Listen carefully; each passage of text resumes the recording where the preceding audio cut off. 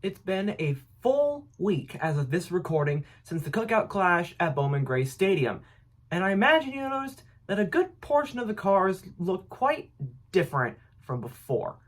So after a week of organizing all the major driver moves its offseason into one script, I'm here to tell you everything that happened.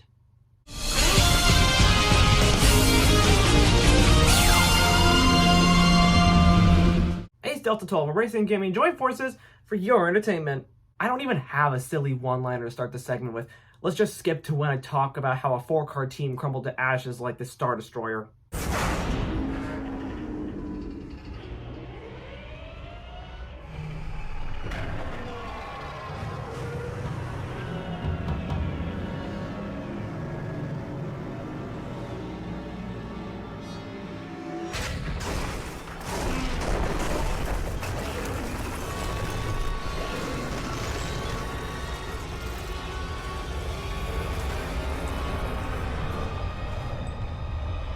All the dominoes have fallen, and now Stewart-Haas Racing is dead.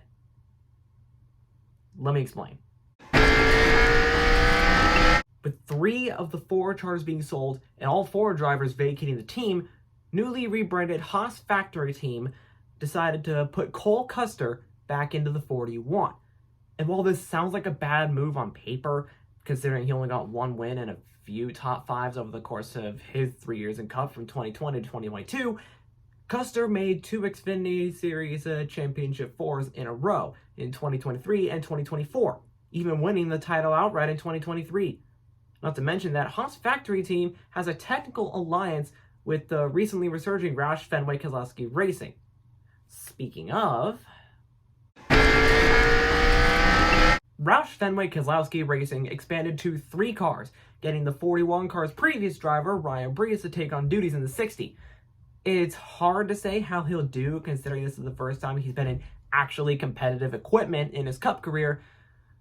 So let's wait and see how he'll do.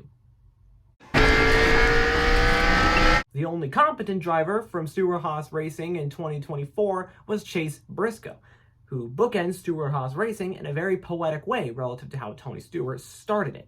They're both Indiana natives, but while Tony Stewart left Joe Gibbs to start Stewart-Haas, Chase Briscoe left Stewart-Haas as it ended and signed with Joe Gibbs Racing.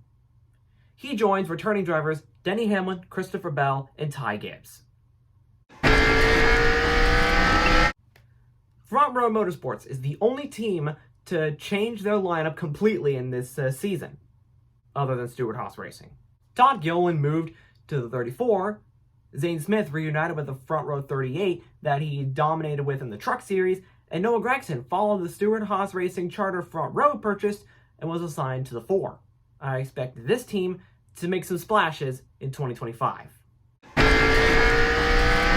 Hot off their 100th win that, in my opinion, stands alongside the crash of Cale Yarborough and the Donnie Allison in the 1979 Daytona 500, Dale Earnhardt's 1998 Daytona 500 victory, and Jimmy Johnson's 2016 championship as some of the most timeless booth calls of all time. And there's a fight between Cale Yarborough and Donnie Allison. 20 years of trying, 20 years of frustration. Make room, Richard Petty and Dale Earnhardt. There's another 7-time champ.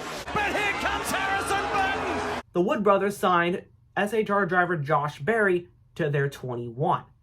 Berry started out pretty good in 2024, but couldn't end the season the same way, so perhaps he can be a good fit for the Wood brothers and their technical alliance of Penske, who has won every next-gen championship. AJ Allmendinger is back in Cup to drive the 16 once more, and the 31 car, driven by Daniel Hemrick, was rebranded to the 10, thanks to Stewart-Haas Racing's collapse, which will now be driven by Ty Dillon. I don't expect either of them to do much outside of the road courses, which is Allmendinger's bread and butter. Similarly to Front Row Motorsports, 2311 has also expanded to 3 cars, with SHR's other Xfinity driver Riley Earps being signed to drive the 35 car. Earps was pretty solid in Xfinity, even winning at Phoenix in 2024 while Justin Allgaier won his elusive championship right behind the 98. But now, Earps is here, and he's got a big-time sponsor as the newest member of the Monster Energy Racing family. Carson Hocevar is the only Spire driver from last season who stayed with the team for 2025. With Spire's deal with Trackhouse ending, Zane Smith left, as we already know, leaving the 71 open for Michael McDowell, effectively making this a driver swap akin to Kevin Harvick and Ryan Newman in 2014, or more relevantly, Corey LaJoie and Justin Haley in 2024. Haley will continue to drive the 7 for 2025, guided by one of the great crew chiefs of the modern era, Ronnie Childers. If the name isn't familiar, he's a big part of the reason Kevin Harvick is a 2014 champion. I expect at least one of this trio, Haley, McDowell, and Hocevar, to make the playoffs. My money's on Hocevar.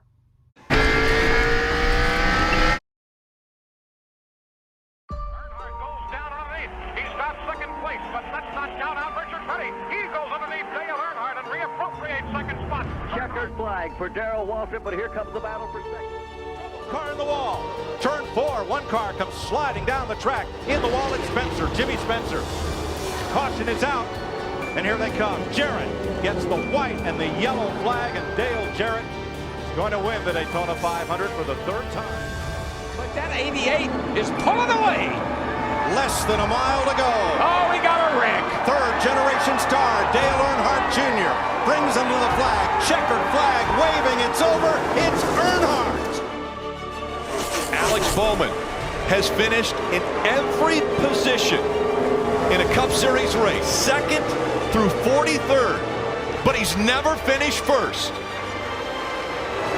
Working his way through the final turn, Alex Bowman will win at Chicago. Thank you guys so much. Damn, Greg, you are the man. Here we go.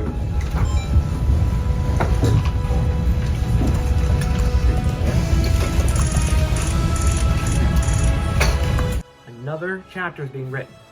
One of the most iconic numbers in NASCAR's long history. Trackhouse Racing, having acquired the rights to the number from Hendrick Motorsports and Dale Earnhardt Jr., is bringing their development driver Shane Van Gisbergen from the Xfinity Series to drive for their third car, bringing the number 88 back into competition for the first time in 5 years. His explosive on-debut win in the 2023 Chicago Street Race set up Van Gisbergen for a season driving the 97 for Colleague in the Xfinity Series, where he won multiple races and made it to the round of 12 in the playoffs. Now he's here, driving the same number previously driven by some of the biggest names in the sport's history. I expect Shane Van Gisbergen, alongside returning drivers Ross Chastain and Daniel Suarez, to compete and win races. Normally, I'd say that Van Gisbergen will match his round of 12 result from the Xfinity Series, but I think the Charlotte Roval that ends the round of 12 in Cup will have other plans. That's a quick recap of the major offseason moves made this season. If you have questions like, why call it number the 31? Why did the Stewart Haas 41 look different? Why are there 3 cars sponsored by Monster Energy instead of 2 like last season? Hopefully I answered them all pretty efficiently. That's it for this video. Take care, y'all. Ace Delta 12 out.